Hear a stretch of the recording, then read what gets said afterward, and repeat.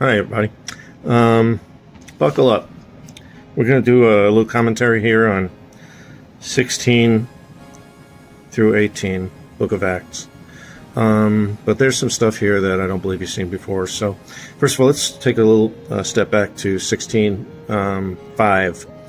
And it says, "And so were the churches established and increasingly more daily." So this is all the story of the history of the early church. And it's really hard to follow, and it's really hard to just, say, yeah, I know all about the Book of Acts, because there's so many different places and so many different people and so many different stories. And I really don't know why nobody has put together like an action series of movies based on the Book of Acts, because there's a lot going on. But let's look at 16:6 and 16:7, because the Holy Spirit is almost nowhere else so prevalent and so involved in everything that us crazy humans are doing, including Paul the Apostle, who, I knew somebody who claimed to be a Christian, and they're like, yeah, but I don't have any use for the books of Paul. No, he can keep his books. Really? I don't think so. Because the Holy Spirit is so involved in the Book of Acts. Of course, it was written by Luke, but that's besides the point. Anyway, in 16:6 it says Holy Spirit. In 16:7 it says Spirit of Jesus. Now, if you remember in the Gospel, Jesus leaves behind the advocate and breathes into his followers the Holy Spirit. It was his Holy Spirit. You never see Jesus and the Holy Spirit together at the same time. There has been a lot of discussion by theologians and scholars of all different kinds and types why it says Holy Spirit and then Spirit of Jesus. And it's only important because it is so, the Holy Spirit is so prevalent in Acts. Now, Paul says, okay, we're going to go this way. Holy Spirit says, not so fast. No, you're not going that way. Okay. Paul says, all right. Okay. Whatever you want. We're going to go this way. Holy Spirit says, nah, you're not going that way either. So what does he say? He says, we're going to go straight from Troas to Samothracia. Something like that. It's an island. Okay. And remember, this is in Acts 16:11. Now,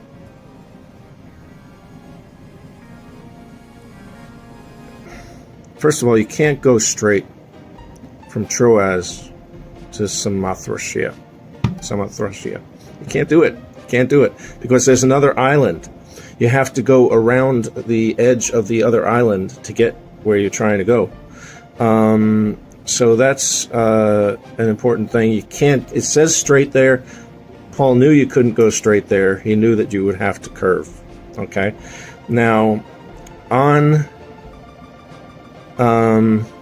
it also says we took off in this direction. Now, the we includes Paul, and it includes Luke. Now, Paul and Luke combined wrote 16 of the books of the New Testament, and they didn't write 11 of them, because there's 27 books in the New Testament. So that's 1611. Okay? Now, on the island of Samothracia, there's Mount Seos, and it was used at the time for navigation because you could see it. It's very high. And the peak of it is called Fengari, which means moon. So it's way up there.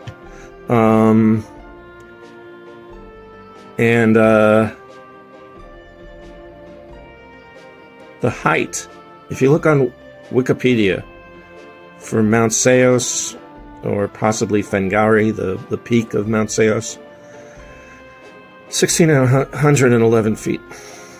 Okay. This journey to Napoli, they went from Troas to Samothracia, to Napoli. Napoli was the first time that the Church of God, the Church of Jesus Christ, the church that has been, and that this is the early history of, this is the first time that it ever appeared in Europe. Now remember, he said straight. Now if you go either from Samothracia or Troas, either one, if you go straight over the continent of Europe, into the water, onto the next landmass, you know where you end up? England. Where in 1611, King James wrote facilitated the translation for the King James Bible, the first English Bible, the first Bible in the language that is the primary language of the world today. So that's all going on in Acts 16:11. Big deal. Really big deal. Seriously. Okay, so here's some other things. Just quickly. They run into Lydia from Thyatira, who was a dealer in purple cloth. The city was known for the manufacture of textiles and of purple dye. Now, purple represents royalty, wealth, the Holy Spirit. People have represented purple to be representative of the Holy Spirit. And for the wealthy at that time, you couldn't have any purple garments if you didn't have a lot of money. Now, the interesting thing about purple is that it's made out of blue and red. Red is, of course, in Christian the history and the culture, often representing the devil. In the rest of the world, and also in Christian, it represents anger and fury and so forth. On the other hand, blue is like serene, peaceful, and wisdom and spirituality and so forth. But you put the two of them together, you get purple, which is royalty and all those other things that I mentioned. Okay, so then next thing that happens is they run into a slave woman who had a spirit that could predict the future. Now, if you've ever been anywhere around Unity Church people and so forth, you know that they do have abilities. There are people that can. I had one woman when I was I was involved in Unity Church, and other things. But there was this one woman who came to visit us. And she said to this other woman who had invited her that she was going to give me an experience that I wouldn't forget. I didn't find this out until later. Now, my dad had passed within the previous year, and my brother hasn't talked to me for many years, and that's my mom says it's a blessing. So that's the short side of that story. But while we're in this class or seminar or whatever it wasn't a seance particularly, but this woman said that she was talking to my dad, and apparently my dad asked, "How's my brother?" I'm like, I don't know. I don't talk to him. I haven't talked to him for years. And then the next day, my brother calls my mom because he's concerned about me for some reason. So I'm telling you that they have abilities, spiritual abilities. But of course, they don't come from the Lord. They come from demons, counterfeit spiritual agencies, and so forth. So there was a slave woman, and she kept going around telling everybody that Paul was doing what he was doing, but it was annoying. Now, annoyance and anger, they go together, kind of. It seems that, and how often do you see Paul or any of the disciples actually act out of anger and it comes out good? Not very often. So I think this was Jesus's and the Holy Spirit righteous anger working through Paul to cause her deliverance and make that spirit skedaddle. But there were people that owned her. She was a slave, remember. Of course, in the Bible, the word slave, there's a lot to know about, especially in the Old Testament, what's meant when it says slave. But anyway, as a result of this, those people who were getting rich off of her prophecies from this counterfeit spirit weren't able to continue running their scam. They got very upset, and Paul and Silas ended up in jail, and from that we get the first two verses of the song, "Eyes on the Prize." And yes, I am being distracted by an evil spirit. Anyway, so, eyes on the prize. Paul and Silas, they were lost.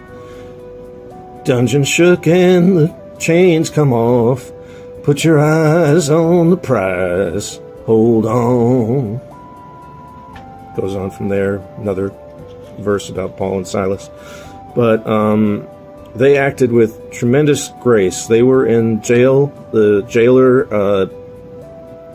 put them in chains, attached them to the wall, and God caused an earthquake. And they were sitting there singing songs. I don't know if they were singing that one, but they were singing songs for sure. And they were free. They were free, but they knew, first of all, the jailer was about to kill himself, because he knew that he was done for, because he was in charge of looking after them, and they must have been gone because everybody else was gone. And they weren't. They were sitting there still singing songs. They were like, "Don't kill yourself. We're right here. We didn't go anywhere." So he takes them home, and he gets saved.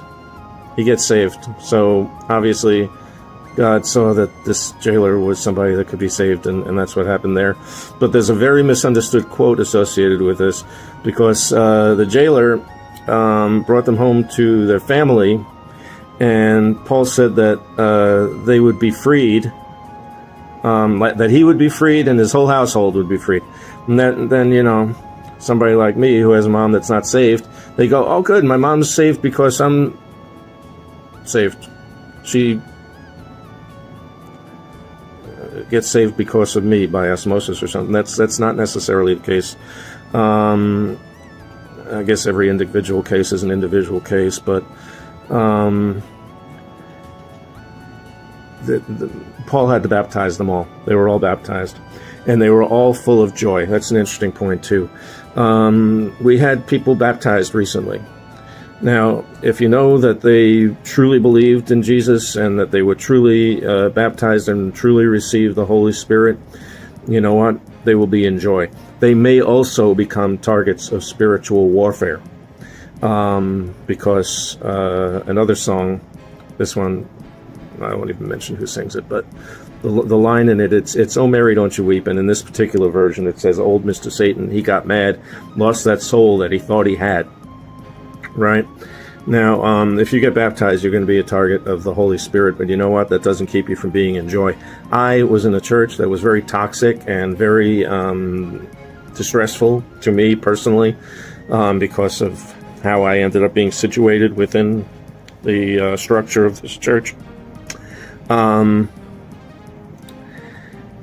Yet, when I got baptized there, and I was standing up in front of them, and they were singing Old Rugged Cross, I had the peace that surpasses all understanding. For 2 years, I didn't realize that I had been given that gift of the peace that surpasses all understanding, but I did. So just know that if you see somebody and they get baptized, and if they don't have joy after having the Holy Spirit instilled in them, I mean, what's it going to take? So maybe talk to them and see what's going on. I mean, don't persecute them, but just kind of find out what's up. Anyway, there's a lot that goes on, but I'm already about 3 times past my 5 minutes here. And I just wanted to share those things with you. There are a lot of... There's one guy towards the end of 18. His name was Apollos.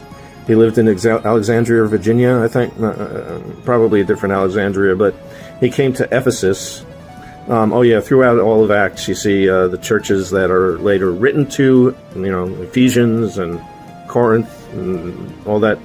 And you also see churches that are written, Jesus wrote letters to in Revelation. But this Apollos, all he knew was the baptism of John. He's preaching the gospel to the Jews, based on the baptism of John. But he was taught by Priscilla and Achaeus, who were two other contemporary colleagues of Paul the Apostle and Luke and others. And they gave him some more understanding so that he could be a much better apostle and disciple. I'm an apostle. Anyway, so there's hope for me too. Anyway, I hope you got some benefit out of this. Sorry it was so long, but there's just a lot going on in Acts, and that whole thing about 1611, I thought really you needed to know that. So, peace be with you, and I'll see you on Wednesday, and I'll see you on Sunday, and